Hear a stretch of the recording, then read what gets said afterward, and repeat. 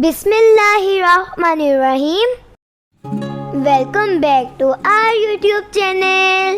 پیارے دوستو، ہمارے چینل فن ود مزدلفہ میں آپ سب کو خوش آمدید. پیارے دوستو، آج میں آپ کے ساتھ ایک اچھی اور ایک نئی سٹوری شیئر کرنے لگی ہوں. ویڈیو کو پورا دیکھیے گا، سکپ نہ کیجیے گا. چلے آئیں اب سٹوری کی شروعات کرتے ہیں. آج کی سٹوری ایک بھیڑیے اور میمنے کے بارے میں ہے. ایک میمنا کسی چشمے پر پانی پی رہا تھا. اتفاق سے وہاں ایک بھیڑیا بھی پانی پینے آ گیا. بکری کے بچے کو دیکھ کر بھیڑیے کے منہ میں پانی بھر آیا. وہ سوچنے لگا کہ کھانے سے پہلے اس پر کوئی الزام بھی لگانا چاہیے. بھیڑیا غصے سے بولا، نالائق، تم نے سارا پانی گندا کر ڈالا. اب بتا تجھے کیا سزا دوں؟ بکری کے بچے نے ڈر کر دھیرے سے جواب دیا، حضور آپ تو اوپر کی طرف کھڑے ہیں، بھلا گندا پانی آپ کی طرف کس طرح جا سکتا ہے؟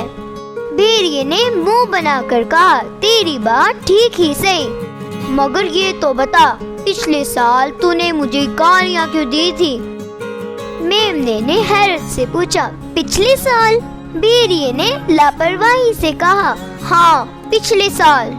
اب کیسا بولا بنتا ہے؟ پچھلے سال کیا تو نے مجھے گالیاں نہیں دی تھی؟ کیا میں جھوٹ بول رہا ہوں؟ اب بتا تجھے کیا سزا دوں؟ میمنا بولا، مگر جناب پچھلے سال تو میں پیدا بھی نہیں ہوا تھا، پھر بلا گالیاں کیسے دے سکتا ہوں؟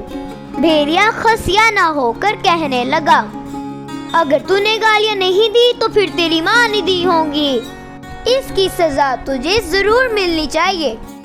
یہ کہہ کر بھیڑیا میمنے کی طرف جھپٹا.